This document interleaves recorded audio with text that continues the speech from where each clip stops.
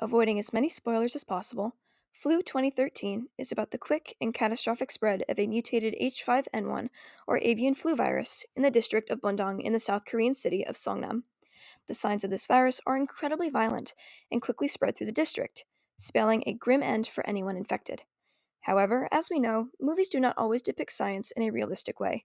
According to an unqualified high school student, how accurate is the science in flu?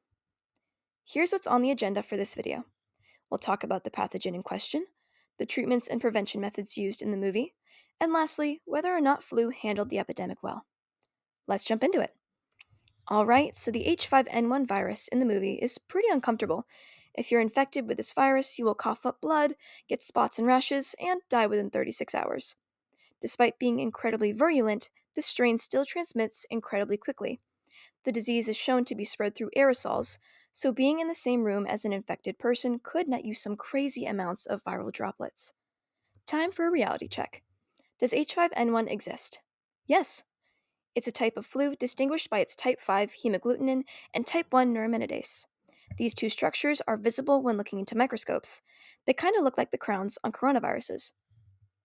Does H5N1 affect humans? Yes. It's super uncommon, but over 700 people have contracted H5N1. This is probably because these people had prolonged contact with infected birds. Propagated spread does not usually occur with H5N1 because it is more adapted for infecting birds. There is no evidence thus far of H5N1 evolving to infect humans better, which is really, really good news. Fun fact, H5N1 is considered endemic in the birds of 6 countries: China, Bangladesh, India, Egypt, Indonesia, and Vietnam. Does flu portray the H5N1 virus accurately? Yes. Flu is a great example of antigenic shift in viruses. H5N1 is really only common in birds, and transmission to humans is unlikely, unless you spend a lot of time with sick birds wearing no PPE. The signs of H5N1 in the movie are fairly accurate, albeit a bit exaggerated. H5N1 will absolutely shred your upper respiratory tract and travel to your lower respiratory tract. Diarrhea, vomiting, and severe pneumonia have also occurred in patients. People with the most severe of these symptoms might cough blood, but not immediately upon contracting the disease, nor immediately in the amounts depicted in the movie. That's probably just there to scare the viewer. Flu does get it right when it comes to mortality rates, though. According to the CDC, around 60% of people who have contracted H5N1 have died. So, this awful virus ran rampant in this movie. How did the characters fix it? First, let's go back to how the virus found its way to Songnam. Illegal immigrants carried in a shipping container were left in terrible conditions. When the people in charge of the immigration operation opened the container, fluid spilled out and the camera moved inside the container, showing a container full of dead bodies. Interestingly enough, there was one survivor, who eventually escaped. The person who spread the disease could have been the boy from the container, named Monsai, or one of the men in charge of the operation who ended up contracting the virus. Both moved around the district of Bundang, spreading deadly aerosols everywhere they went. Monsai ends up being a key player in stopping the spread of the mutated H5N1. He was surrounded by the virus in that container, but his body was able to develop antibodies that fought it off. So, whatever antibodies his adaptive immune system was able to develop managed to prevent that type 5 hemagglutinin from attaching to his cells. Unfortunately, Monsai, a weak boy running for his life in a foreign country after witnessing the slow, violent death of the people in the container and sitting in their waste for days, maybe weeks, could not be targeted immediately. This meant that before any hope of antibodies formed in medical experts, thousands of people died and hundreds of thousands more panicked. Doctors originally tried to treat the disease with Tamiflu, which attacks the viruses in your body such that it's harder for them to multiply. However, this medication is not a substitute for a flu vaccine, and the doctors in flu quickly found the drug ineffective. So the city can't find the immunized kid, and the drugs they have don't work. What do? They did wear masks, which are effective at holding the transmission of the disease back. However, to completely get rid of the disease, they have to do a little bit more work. Anyway, to make a long story short, they found Monsai and extracted the antibodies from his blood. Here is an interesting example of risky but real science. One of the main characters, Inhe, is an epidemiologist whose daughter, Mireille, has contracted the mutated H5N1. Inhe smuggled her daughter into the quarantine camp, more on that later, and kept her away from other people, hoping to conceal her illness and find a cure. She gains access to Monsai's isolated antibodies and injects them into Mirai, which ends up working and allowing her to become a point of origin for scientists to look to when creating the vaccine after the events of the story. Injecting antibodies into an infected person is called convalescent plasma therapy. It has been proven effective in reducing the symptoms of illness, and it is usually very safe if done in a sterile, prepared setting. However, Mirai faced some risks with this kind of therapy.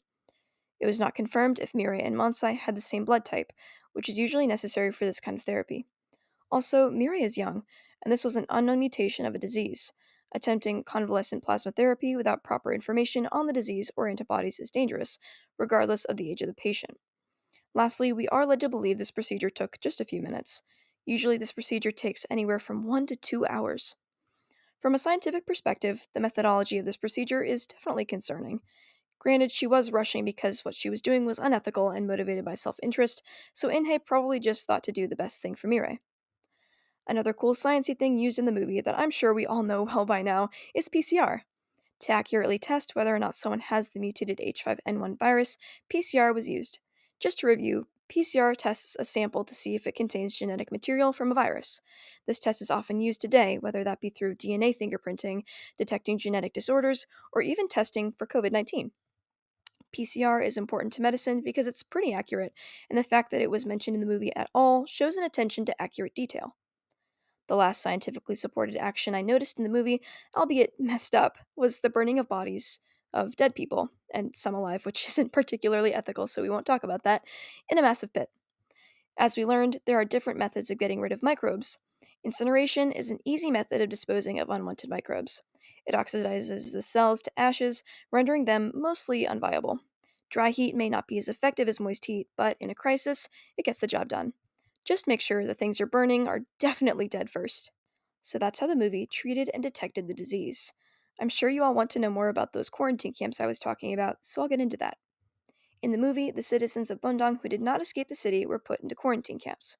These are actually used in real life epidemics if households are not safe enough. What is known as a shielding approach when it comes to epidemics means keeping high risk people away from low risk people. This can be seen in dividing households such that high risk denizens only stay in one area, or schools or other buildings that hold around 50 people at a time. Here's where FLU's facilities fall short. I will be using the CDC's guidelines for camp/sector level shielding approaches because the American CDC was involved in the movie's approach to the epidemic. 1. There was no mention of hand washing, shower, or disinfection stations. This is absolutely necessary when putting a bunch of potentially high risk people into one place. No wonder this virus was killing thousands of people by the hour. 2. It took incredibly long for food and water to get to the quarantine camps. While they were put together quickly, resources should have been immediately provided. People didn't eat for over a day in this movie. 3. There was no mention of separating camps by high risk level. If you tested negative, you went to the clear tents for 48 hours. If you were sick, you were shoved into a basement with other sick people. Additionally, if there were zones for high risk people, there were way more than 50 people in the facilities. There was a max of 50 people per high risk zone, but since these camps didn't have that feature, they just piled people into separate tents. 4. There was no community approval or involvement in the making of these camps. People in the movie were actually dragged from their homes and from the street to be put there. Honestly, the government set itself up for the uprising that took place later in the movie. To conclude this viral adventure, I would rate Flu's scientific accuracy a good 8 out of 10.